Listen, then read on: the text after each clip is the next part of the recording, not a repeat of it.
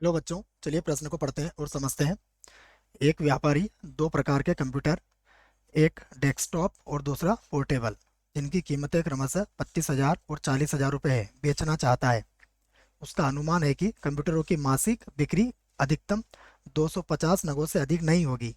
यदि एक डेस्कटॉप पर 4,500 रुपये और एक पोर्टेबल पर 5,000 रुपये का लाभ होता है, तो प्रत्येक प्रकार के कंप्यूटर के नगों की संख्या ज्ञात कीजिए जिससे व्यापारी अधिकतम लाभ प्राप्त कर सके, जबकि उसके पास निवेश के लिए इकाई, दाई, सैकड़ा, हजार, 10,000, लाख, 10 लाख, 70 लाख रुपए है। तो उसके पास निवेश के लिए कितने हैं बच्चों? 70 लाख रुपए है। प्रश्न को हल करने से पहले हम मुख्य अवधारणा लिख लेते हैं बच्चों। तो प्रश्न के लिए मुख्य अवधारणा, जिसकी सहायता से इस प्रश्न को हल किया जाएगा। मुख्य अवधारणा में हम सबसे पहले इस बात को लिखेंगे कि हमें प्रश्नों में असमीका बनाना है। तो असमीका बनाना तथा हल करना, तथा हल करना, ये हमारा काम होगा। और उसके बाद सुसंगत क्षेत्र, सुसंगत हल क्षेत्र, हल क्षेत्र प्राप्त करना, प्राप्त करना। उसके बाद हम कोणीय बिंदु की सारणी से इसका अधिकतम मान ज्ञात करके बता देंगे। अब अगर प्रश्न की बात समझें तो देखो, हमें क्या चाहिए? कंप्यूटर के नगों की संख्या। तो यहाँ पर मान लेते हैं हम, माना माना डेस्कटॉप डेस्कटॉप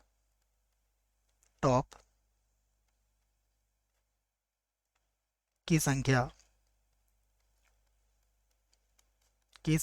x है, तथा पोर्टेबल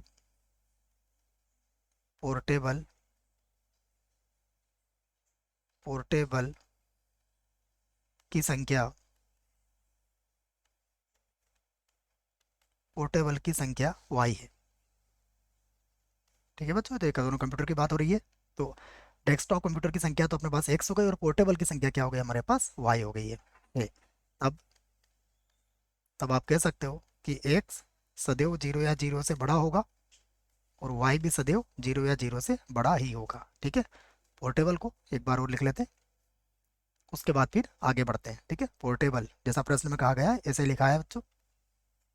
ठीक है, अब हम सबसे पहले क्या बनाएंगे? उद्देश्य फलन, जिसे कहते हैं जेड। तो यहाँ पर मैं जेड तैयार कर देता हूँ। देखो क्या क्या लाभ मिल रहा है हमें। हमें डेस्कटॉप पर है 4,500 का लाभ, तो 4,500 एक्स प्लस इस पर कितना है? 5,000 रुपये का लाभ पोर्टेबल पर। तो ये हो गया 5,000 वाई। हम चाहते हैं इसको अधिकतम बनाना, तो इसका अधिकतम मान हम ज्ञात करेंगे। उसके बाद यहाँ बनाएंगे अवरोध, यहाँ बनेंगे इसके अवरोध। तो पहला अवरोध क्या है? देखिए कि आप यहाँ पर देखें तो कितने नग हो सकते हैं? 250 नगों से अधिक नहीं बिक सकते हैं। इसका अर्थ क्या हुआ कि x प्लस वाई छोटा या बराबर होगा 250 से। यह पहला हो जाएगा। उसके बाद दूसरे अवरोध की बात करें तो देख लेते हैं कितने कितने में खरीद रहा है वो। 25,000 में तो है डेस्कटॉप, तो 25,000 गुणा एक्स, 25,000 गुणा एक्स प्लस 40,000, 40,000 वाई। ये भी दोनों का योगफल कम होगा किससे? 70 लाख से। तो 70 के बाद कितनी है? 5 जीरो लगा देते हैं, 1 2 3 4 5 जीरो। यहाँ अगर आप देखेंगे तो 3 जीरो तो कटी जाएगी। तो यहाँ पर होगा 25 एक्स, 40 वाई, और यहाँ पर 3 जीरो हटाएंगे तो 7,000 हमें मिल जाएगा। उसके बाद अगर आप देखें तो 5 से और विभाजित कर देते हैं इसको, तो ये 5 से कट जाएगा 5 बार, ये हो जाएगा 8 बार, और ये 5 से काटेंगे तो 5 का पढ़ा पहले एक बार बोल लेते हैं, उसके बाद 4 बार बोल लेते हैं, तो ये 1400 हो जाएगा बच्चों। ठीक है, और तीसरा व्यवरोध क्या है? एक्स और वाई दोनों ही क्या होंगे? 0 से बड़े होंगे। अब हम पहले अवरोध को हल करेंगे। यहाँ से लिखता हूँ मैं पहले अवरोध को हल। तो ये है हमारे पास x प्लस वाई छोटा या बराबर है 250 से, के संगत पहले समीकरण बनाएंगे। तो इसके संगत समीकरण क्या होगी? x प्लस वाई बराबर 250। इसे हमने समीकरण 1 बना दिया। इस पर बिंदु लेंगे।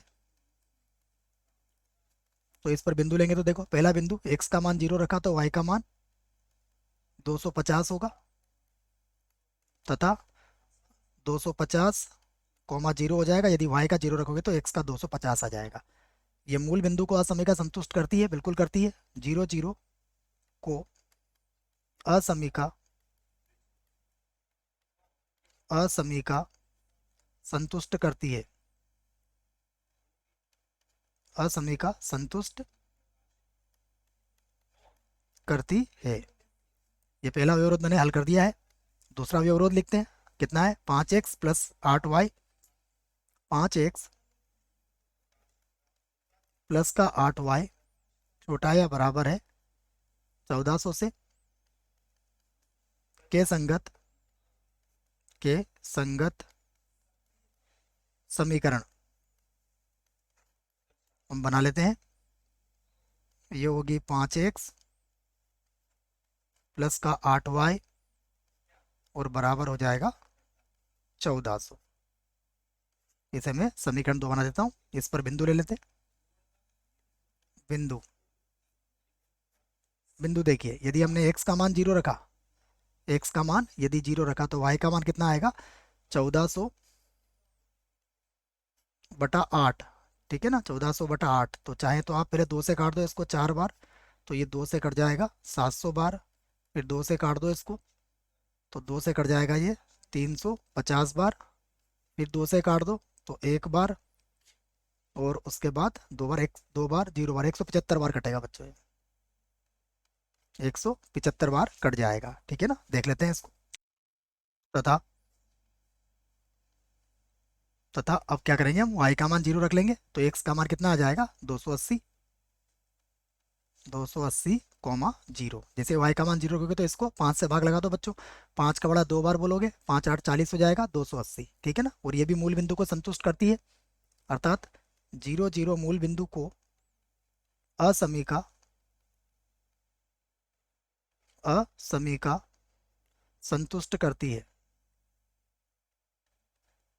संतुष्ट करती है। तो ये भी संतुष्ट करती है। उसके बाद पहले इसे हटा देते हैं यहाँ से, और फिर देखते हैं और क्या दिया है हमें। तीसरा व्यवरोध था x का मान y का मान 0 से बड़ा। तो यहाँ लिख लेता हूँ मैं तीसरा व्यवरोध। ये क्या है? x और y दोनों ही 0 या 0 से बड़े हैं। इसका अर्थ होता है पहला चतुर्थांश। पहला चतुर्थांश। तो ये पहले चतुर्थांश में होगा। अब इनसे संबंधित आलेख हम लोग यहाँ पर बना सकते हैं। तो इनसे संबंधित आलेख मैं यहाँ पर बना देता हूँ। यहाँ पर हम आलेख आराम से बना सकते हैं प्रश्न से संबंधित। अगर देखें तो यहाँ पर है बस कितने कितने बिंदु हैं? 250 तो यहाँ है, और यहाँ पर 280 है। इसका मतलब 50 50 का अंतर लेके हम काम चला सकते हैं। तो 50 100 150 200 250 और 300। ठीक है बच्चों, यहाँ भी ले लेता हूँ 50 100 150 250 300। तो ये 50 100 150 250 300। ठीक है, 50 100 150 200 250 आ गया बच्चों, है ना। 300 में अगर जरूरत पड़ेगी तो हम थोड़ा और ऊपर बना लेंगे इसको। आइए सबसे पहले पहली रेखा को खींचते हैं। यहाँ पर कौन सा बिंदु बताया गया है? यहाँ पर 250 कॉमा 0 और 0 कॉमा 250। 50 100 50 100 150 200 250, ये रहा बिंदु। 0 कॉमा 250, 50 100 150 200 250, ये रहा बिंदु। ये बिंदु है 250 कॉमा 0। दोनों को मिलाती हुई हम एक रेखा खींच सकते हैं। ये हमने दोनों को मिलाती हुई एक रेखा खींच दी। ये है पहली समीकरण वाली रेखा, इसको मैं यहाँ से लिख देता हूँ, ये पहले समीकरण की रेखा है। दूसरा देखते हैं। दूसरा जो बिंदु है वो क्या है, देखिए दूसरा बिंदु है 0,175। तो 175 कहाँ मिलेगा आपको, देखो ये 50 है, ये 100 है, ये 150 है, ये 200 है, तो 200 से 150 के बीच में यहाँ मिल जाएगा 0,175 हो गया। उसके बाद 280, तो देखो 250 तो यहाँ है, 280 यहाँ पर कहीं पर मिलेगा, तो मैं लिख देता हूँ 280,0 लिख दिया, और इसको मिलाती हुई भी आप एक रेखा खींच सकते हो। ये मैंने इसको बनाती हुई एक रेखा खींच दी है, और ये समीकरण 2 वाली रेखा है, दोनों ही मूल बिंदु को संतुष्ट करती है। इसका अर्थ क्या हुआ कि पहले चतुर्थांश में ही ये जो मैं आपके सामने ये भाग बना रहा हूँ, ये इसका उत्तर है। मैं इस बिंदु को ए से अंकित कर देता हूँ। ये बिंदु मुझे ज्ञात करना है जो कि बी है, और ये बिंदु हमारे पास हो जाएगा सी। तो 1 और 2 को हमें हल करना पड़ेगा, यहाँ लिख देते हैं हम समीकरण 1 और 2 से, विलोपन से हल कर लेंगे इसको। यहाँ लिख देते हैं हम समीकरण समीकरण 1 व 2 से।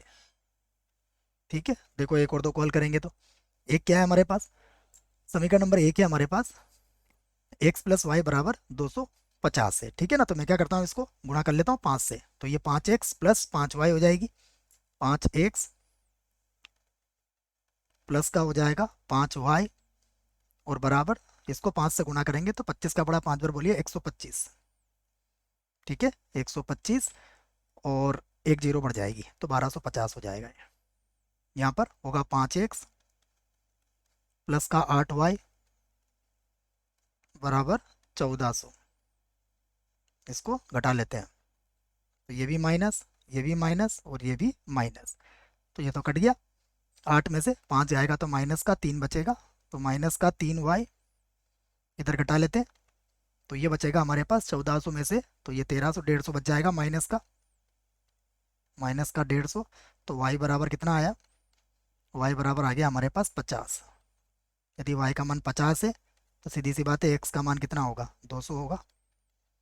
तो ये बिंदु बी हमें मिल चुका है। अब हम कोणीय बिंदु की सारणी तैयार कर सकते हैं, तो मैं लिख लेता हूँ कोणीय बिंदु। यहाँ पर कोणीय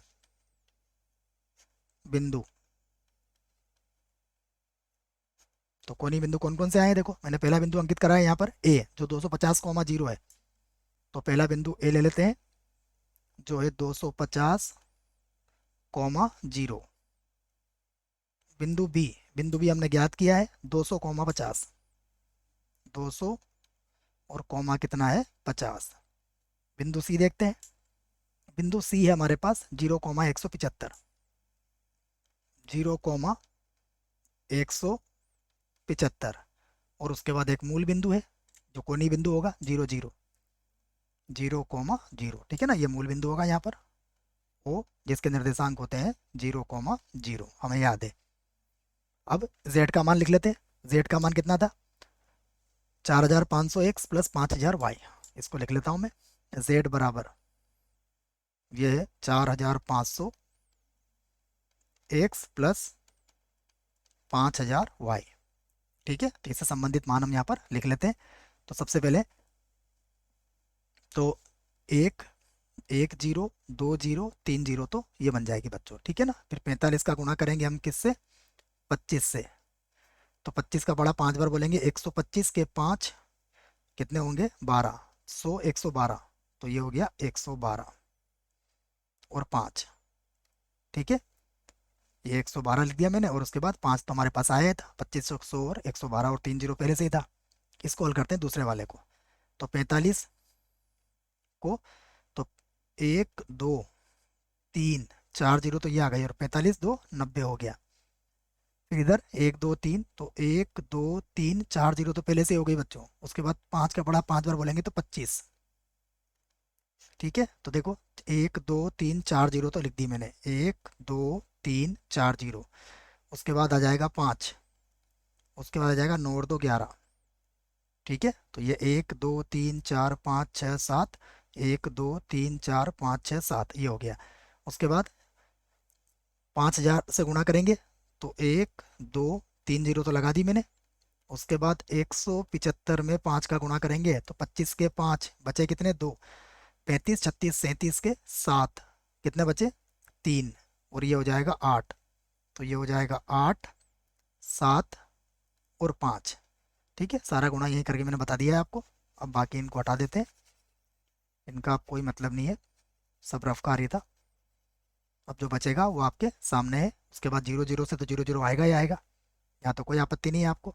अधिकतम के लिए क्या चाहिए हमें, देखिए ये हमारे पास है 115 और ये हमारे पास है 112। तो इसका मतलब ये जो मान है हमारा, ये अधिकतम है। ये क्या है, अधिकतम। अधिकतम हमें मिल चुका है, तो अब हम यहाँ पर हमारा जवाब दे सकते हैं। अतः अधिकतम अधिकतम लाभ के लिए, है ना, अधिकतम, ये सब लिखना है बच्चों आपको। अधिकतम लाभ, देखो हमें कितना आया है, 1 1 5। उसके बाद 1 2 3 4 0 है बच्चों, ठीक है ना। इकाई, दहाई, सैकड़ा, हजार, 10,000, लाख, 10 लाख है बच्चों पूरा, ठीक है ना, रुपए। तो यहाँ पर लिख दिया हमने। उसके बाद अगर पूरा पढ़ोगे बच्चों तो पूरा भी पढ़ के बताता हूँ। देखो इकाई, दहाई, सैकड़ा, हजार, 10,000, लाख, 10 लाख है, मतलब ये तो 11 लाख हो गया। और 50,000 उसके बाद है, तो 11,50,000 का लाभ है ये, ठीक है। तो अधिकतम लाभ 11,50,000 के लिए, के लिए सबसे पहले कौन से माने थे हमने, एक्स देखना पड़ेगा। एक्स हमने माने थे डेस्कटॉप। तो डेस्कटॉप के लिए, डेस्कटॉप की संख्या, की संख्या कितनी होगी, देखो 200, 200 तथा पोर्टेबल, पोर्टेबल की संख्या कितनी होगी, 50, 50 होगी। ठीक है, ये हमारे प्रश्न का उत्तर है बच्चों। 50 को एक बार और लिख देता हूँ और उसके बाद फिर हम प्रश्न को समाप्त करते हैं, ठीक है ना। ये संख्या 50 है और ये संख्या हमारी 200 है। आशा करता हूँ बच्चों प्रश्न का उत्तर समझ में आया होगा। धन्यवाद।